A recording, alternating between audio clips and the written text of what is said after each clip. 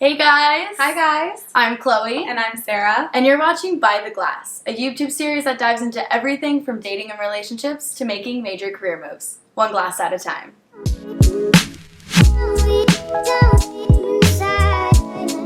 Speaking of glasses, we have our fine Gruner here today. Gruner is like my favorite white wine. It's kind of like a Sauvignon Blanc, but a little less sweet. That's why I like it. I'm not a huge sweet wine girl. This is actually on sale right now at Whole Foods. It's called BioCult, which is weird. But we liked the... It's all about the presentation. Yes, we really liked the packaging, and I really like Gruner, so I wanted to give it a try. All right, Shall we? Pour it up.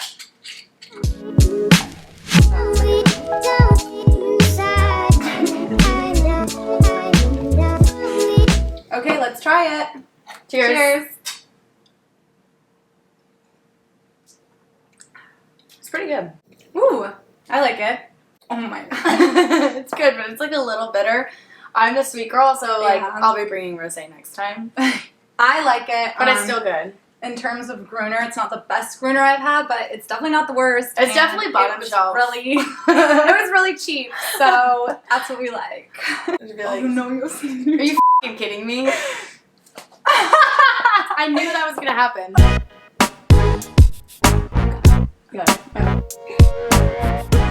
Alright, so now that we have our Gruner poured and we've had a couple sips, we might as well get into the topic tonight. Do you want to introduce what we're talking about? Yeah, so tonight is all about being ghosted or ghosting. Da, da, da. So I feel like in most relationships, it's either one or the other. Especially nowadays. Yeah, unless you're like in a healthy relationship, which Who does that? I don't know. But yeah, dating nowadays is it literally is that. It's ghost or be ghosted. Yeah. So do you feel like you're on one of those sides or the other? I would definitely say that I'm more of a ghoster than a ghostie. Mm-hmm. It's because she's the hot friend. Oh my god. But like, where do you think that even started? I actually remember like the first guy that I ever ghosted, which is so weird, but it was and it was prom night, senior year. He was not my date, but we did make out.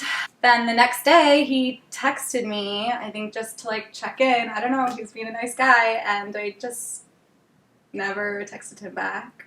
Oof. But like I was busy. Like, I was at the beach with my friends, so That's a fair reason not to text somebody back. yeah.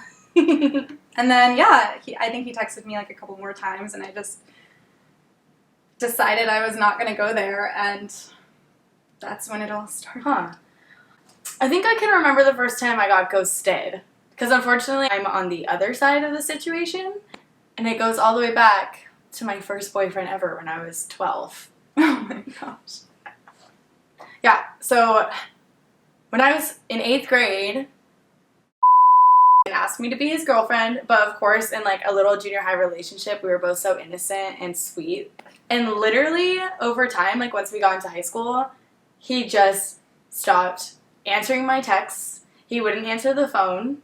Legit, I was not sure if I had a boyfriend for like 6 months. And we had English class together. And he just didn't talk to me. Like, he sat at a different table. Wait, he literally didn't talk to you in English class? Yes! And he literally sat... Oh my god, why are there so many spiders? I don't know. And I remember people would ask me, like, are you still dating him? Well, I said yes, because I was like, we never officially broke up.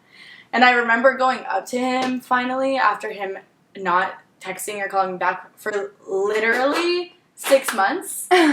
Like, going up to him crying, like, I think we should break up because we never talk. And he was like, yeah, that's the point. Wait, so were you together? I don't know. Because he was honestly, I think, he was, like, so nice that he was too scared to break up with me and also too much of a Just kidding. Probably. Yeah. I mean, I feel like there's like two sides of ghosting, I feel like. There's the people who are trying to be nice and they don't want to like hurt someone. Yeah. But then there's also people who are just being mean. I don't care. And don't care. Like you with at prom. Yeah, but like I was busy. It's been like 10 years since that happened, and I swear not much has changed. Well, for either of us, really. Yeah, true. Which is kind of weird because we're so similar in a lot of ways. Yeah, like I mean, we're literally best friends. Yeah. I actually do think about this a lot. Yeah. Because, again, we are so similar. I'm always like, what is it that's making this distinction? Yeah. But I don't know. What's like the vibe when you go on a first date? I don't know. Honestly, most of the time, I feel like it goes pretty well. And with a lot of guys, it feels like they are more interested in me just by the way they like flirt or touch me, throughout the dates. So it's just kind of confusing because when it comes to hanging out again or not, I just kind of never hear from them. And I think that what's the most irritating about getting ghosted sometimes is like, it's not even about the guy, it's about me not just getting a text back or anything. It's true. Yeah. Like you've been on some pretty bad dates and yet if they don't text you, like you still feel that like, why didn't they text me back? Exactly. Even though you weren't that into the guy. Exactly.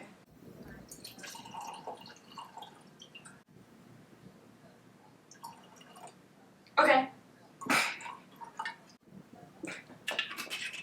Oh my god. Like, this one guy, it's gonna sound weird, but he literally made me write an essay about my biggest fear.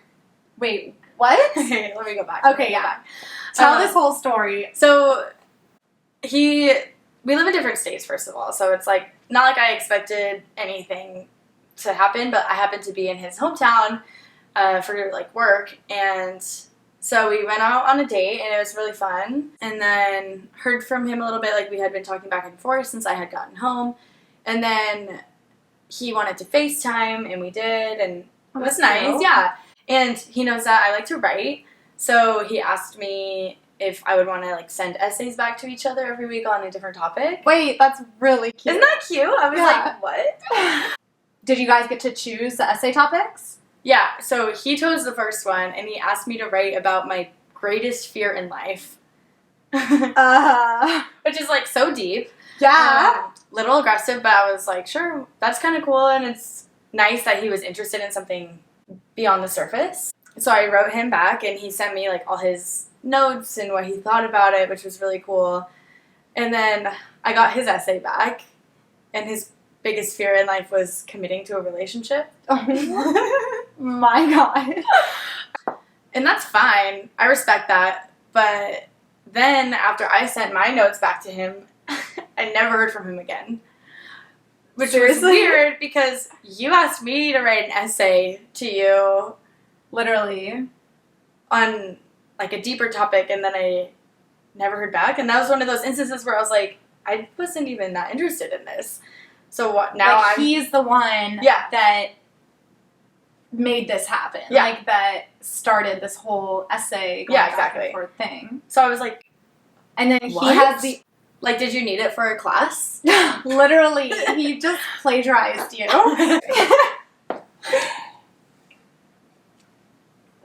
Yeah. I don't know. I honestly think it just, like, boils down to, like, what you have time for. Yeah. I don't know. For me, it's, like, I'm usually a really busy person. I've got a lot going on. And so it usually comes down to, like, is this person making me feel some type of way? Like, are they worth my time? Because my time is precious. For example, when I first met him, we obviously had this amazing night together. Yeah. Like, I just felt like felt drunk. I just felt like this really good vibe from him. We, like, danced all night. You were there. Like, you remember. Yeah.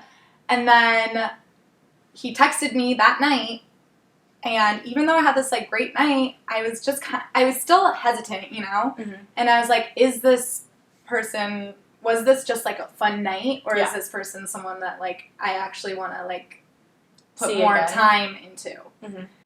And I don't know, I never texted him back. It like, a week went by, okay? And then a week later, I was still thinking about it.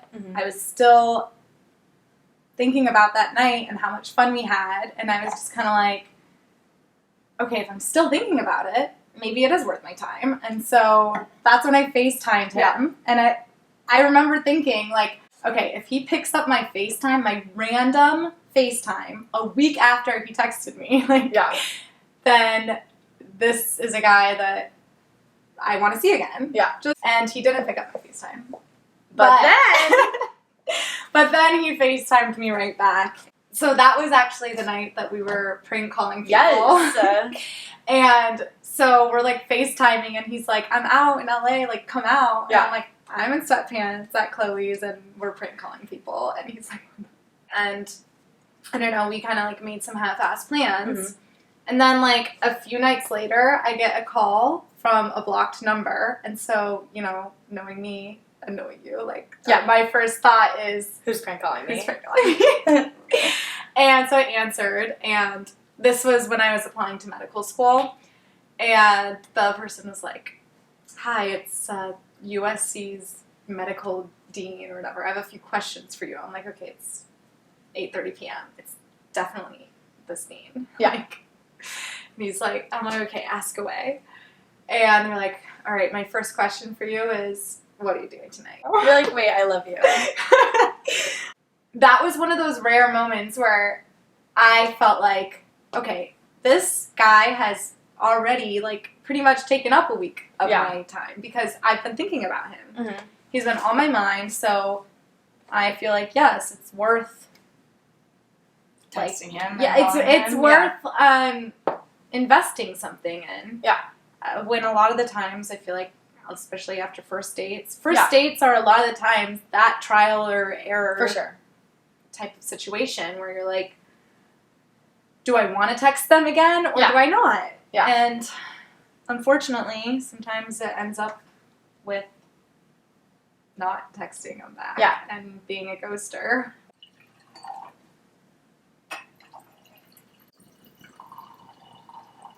What the... You're welcome. Oh my god, you're such a good friend. I know.